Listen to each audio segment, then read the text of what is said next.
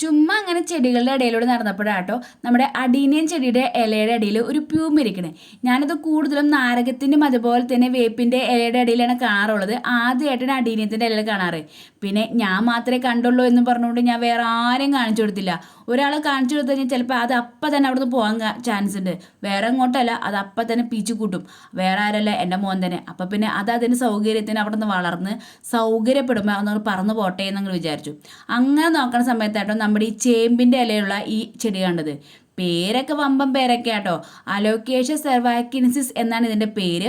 നല്ല ഡാർക്ക് ഇലയായിട്ട് ഇലയുടെ അടിയിൽ ഒരു ബ്രൗൺ കളറാണ് ഇതിന് കേട്ടോ. ഒരു വയലറ്റ് ബ്രൗൺ ചെയ്തൊരു കളറാണ്. നല്ല ഭംഗിയാണ് നിൽക്കുന്നത് കാണാനായിട്ട്. പണ്ട് ആൻറ്റിയുടെ വീട്ടിൽ നിന്ന് കൊണ്ടു നട്ടിട്ട് പപ്പയുടെ പേർക്ക് ഞാൻ നട്ട സ്ഥലത്ത് നിന്ന് മറിച്ച് വേറെ സ്ഥലത്ത് വെച്ചതാട്ടോ, നശിച്ചു പോകാതിരിക്കാനായിട്ട്. എന്നാൽ പിന്നെ ഇവനിത് ചട്ടിയിലാക്കാറോ എന്ന് വിചാരിച്ചു. പിന്നെ ചട്ടിയിലാക്കി അവനൊന്ന് കുളിപ്പിച്ച് കുട്ടപ്പനാക്കിയൊക്കെ എടുത്തുട്ടോ.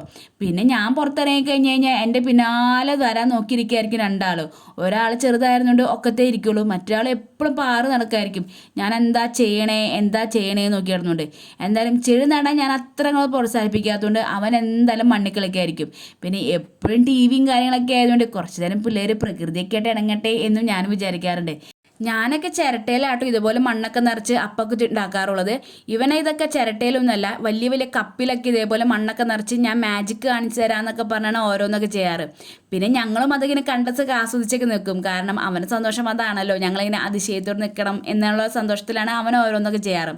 പിന്നെ വെയിലൊക്കെ ആയി കഴിഞ്ഞ് കഴിഞ്ഞാൽ എല്ലാ വീട്ടിലും മുറ്റത്ത് ഓരോ സാധനം നിരത്തി വെക്കുന്ന പോലെ ഇവിടെ നിരത്തി വെക്കാനുണ്ടായിരുന്നു കേട്ടോ.